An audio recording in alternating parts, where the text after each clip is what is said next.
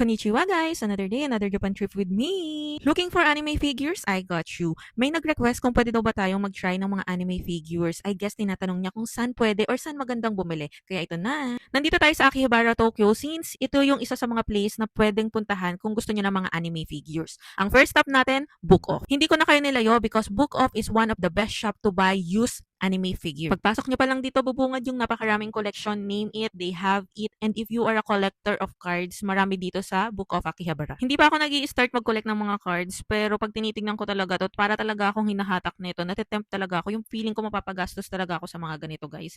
Actually, kaya hindi talaga din ako nagko-content ng mga anime figures, guys. Kasi collector din ako. And hindi ako makapag-focus mag-video kapag anime figures na yung mga pinag-uusapan. Kasi ayan, napapabili din talaga ako.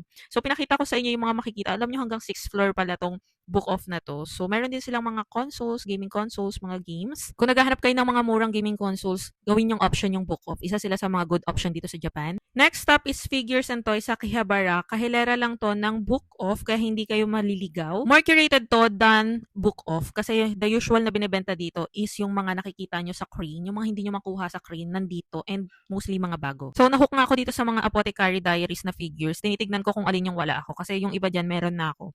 So, meron ako mga nakita na wala ako. So, alam nyo na. Isa din sa mga option kung bakit kayo pupunta dito, guys, is yung kanilang mga Gundam kits. Ang dami kasi dito, guys. Though, pwede naman kayong dumiretso sa Gundam base, pero kasi, syempre, kung gusto nyo ng pinaka mga mabibilis pupuntahan or bibilhan, dito sa Akihabara yun. So, kung nagbibuild kayo, maraming option dito sa tindahan na to. Not only in this store, but there are a lot of store here na Akihabara na pwede nyong puntahan. Katulad na lang ng Radio Kaikan. Kapag pumasok kayo dyan, sure ako nalalabas kayong may dala. Isang buong building yan na pwede nyong pagbilhan ng mga collection kung meron kayong mga hinahanap. So, mostly mga anime figures yon. Next is Surugaya. If you know, you know. Isa ito sa mga gine-gatekeep ko talaga, guys. Pero sige na nga, i-share ko na lang din sa inyo. Hindi ako madalas pumunta sa store na to, pero mas madalas akong bumili sa website nila. Kasi maraming rare dito, guys. Rare finds. And then yung mga lumang anime, pwede mo pang mabili sa kanila. Next is Ami Ami. Guys, mas madalas nyong mabibili dito yung mga posters, mga standees, ayan. Kapag nasa Chuodori Ave na kayo, ito yung Electric Town, guys. May pa ring shop ang nagtitinda ng mga anime figures. And then, yung mga cards, marami din kayong mahanap dito sa mga skinita na to.